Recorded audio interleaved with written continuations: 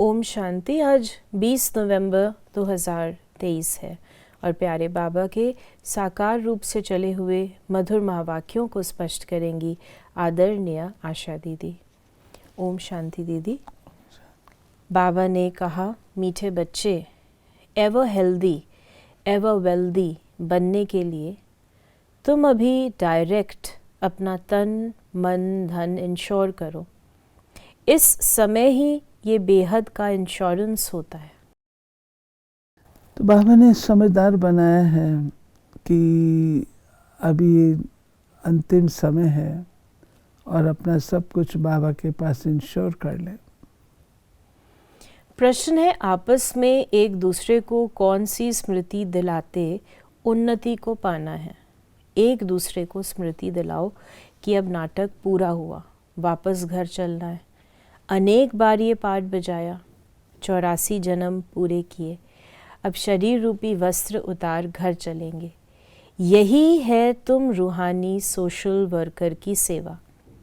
तुम रूहानी social worker सबको यही संदेश देते रहो कि देह सहित देह के सब संबंधों को भूल बाप और घर को याद करो। गीत है, छोड़ भी दे आकाश सिंहासन। जहाँ गीता की पाठशालाएं होती हैं वहाँ अक्सर करके ये गीत गाते हैं। गीता सुनाने वाले पहले ये श्लोक गाते हैं। ये जानते तो नहीं कि किसको बुलाते हैं। इस समय धर्म ग्लानि है। पहले है प्रार्थना, फिर वो रिस्पॉन्स करते हैं, आओ फिर से गीता ज्ञान सुनाओ, क्योंकि पाप बहुत बढ़ गए हैं। वो फिर रिस्पॉन्स करते हैं कि हाँ, जबकि भारत के लोग पाप आत्मा दुखी बन जाते हैं, धर्म ग्लानि हो पड़ती है, तब मैं आता हूँ। स्वरूप बदलना पड़ता है, ज़रूर मनुष्य तन में ही आएंगे। रूप तो सब आत्माएं बदलती हैं।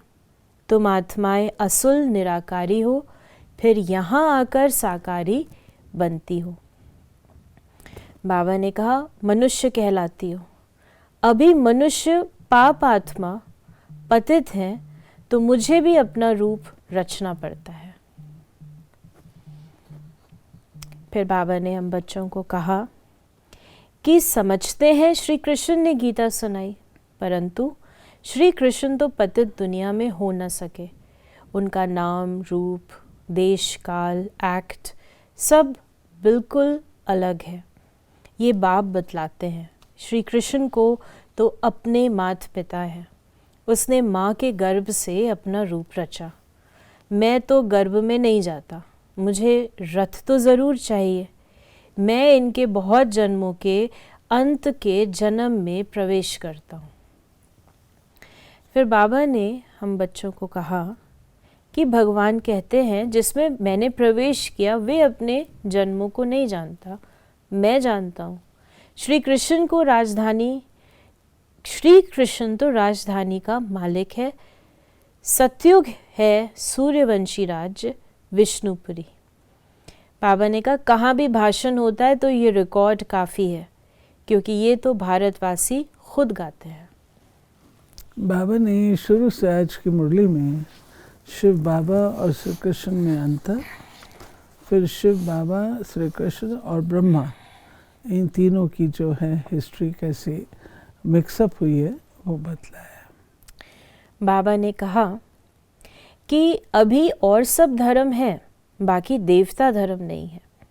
वे सब और धर्मों में चले गए हैं, अपने धर्म का पता नहीं है। कोई भी अपने को देवता धर्म का नहीं मानता। जय हिंद कहते हैं, भारत की जय, भारत की खै कब होती है ये थोड़े जानते हैं। खै करता है यानी हार करता है रावण, जय करता है राम। जय भारत कहेंगे, जय हिंद नहीं। अक्षर बदल दिया है। गीता के अक्षर अच्छे अच्छे हैं। फिर बाबा ने कहा कि ऊंचते ऊंच है भगवान। कहते हैं, मेरा कोई माता पिता नहीं है, मुझे अपना रूप आप ही बनाना पड़ता है। मैं इनमें प्रवेश करता हूँ। श्री कृष्ण को माता ने जन्म दिया, मैं तो क्रिएटर हूँ। ड्रामा अनुसार ये भक्ति मार्ग के लिए सब शास्त्र आदि बने हुए हैं। फिर बाबा ने कहा कि जो पास्ट होता है उनकी कहानी बाबा प्रेजेंट में सुनाते हैं, फिर फ्यूचर में रिपीट होगी। बड़े समझने की बातें हैं, बड़ी रिफाइन बुद्धि चाहिए। फिर बाबा ने हम बच्चों को कहा कि तुम तो बहुत ऊंचे ते ऊंच हो, परंतु इन बड़े आदमियों को भी मान देना पड़ता है। तुम्हें सबको बाप का परिचय देना है। सब गॉड फादर को पुकारते हैं, प्रार्थना करते हैं, हे गॉड फादर आओ, लेकिन वो है कौन? तुम्हें शिव बाबा की भी महिमा करनी है, श्री कृष्ण की भी महिमा करनी है और भारत की भी महिमा करनी है। तीनों महिमा योग्य हैं। और इसमें आबू तीरथ भी जोड़ लें, आबू की भी महिमा है। फिर बाबा ने कहा सारा मदार धारणा पर है, धारणा पर ही तुम बच्चों का मर्तबा है। सबकी मुरली एक जैसी हो नहीं सकती। भल काठ की मुरली सब बजाएं तो भी एक जैसी नहीं बजा सकते। हर एक की एक्ट का पाठ अलग है। इतनी छोटी सी आत्मा में कितना भारी पाठ है। परमात्मा भी कहते हैं हम पाठधारी हैं। जब धर्म ग्लानि होती है तब मैं आता हूँ। भक्ति मार्ग में भी मैं देता हूँ। ईश्वर अर्थ दान पुण्य करते हैं तो ईश्वर ही उनका फल देते हैं। अब अपने को इंश्योर करते हैं, सब अपने को इंश्योर करते हैं। तुम इंश्योर करते हो 21 जन्मों के लिए। वो हद का इंश्योरेंस इनडायरेक्ट और ये है बेहद का इंश्योरेंस डायरेक्ट। बाबा ने कहा ऐसे नहीं कि इंश्योर कर और सर्विस कुछ ना करो, यहाँ ही खाते रहो। सर्विस तो करनी है, तुम्हारा खर्चा भी तो चलता है ना। इंश्योर कर और खाते ही रहते हो तो मिलेगा कुछ नहीं। मिले तब जब सर्विस करो और ऊंच पद पाएंगे। राइट। बाबा कहते हैं आपने एक बार समर्पण किया और उसके बाद आप वहाँ पर रह के कोई सेवा भी ना करो, खाओ पियो, तो बोझ तो चढ़ेगा ना। बाबा ने आज हमें वरदान दिया, वाचा के साथ मनसा द्वारा शक्तिशाली सेवा करने वाले सहज सफलता मूर्त भव। जैसे वाचा की सेवा में सदा बिजी रहने के अनुभवी हो गए हो, ऐसे हर समय वाणी के साथ साथ मनसा सेवा स्वतः होनी चाहिए।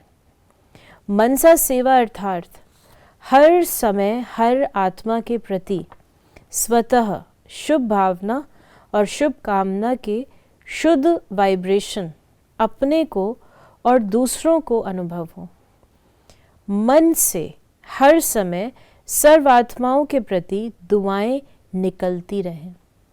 तो मनसा सेवा करने से वाणी की एनर्जी जमा होगी और ये मनसा की शक्तिशाली सेवा सहज सफलता मूर्त बना देगी।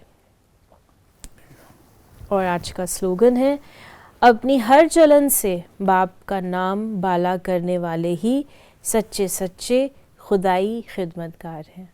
अपनी हर चलन से, चलन और चेहरे से बाप का नाम बाला करने वाले ही सच्चे सच्चे खुदाई खिदमतगार हैं।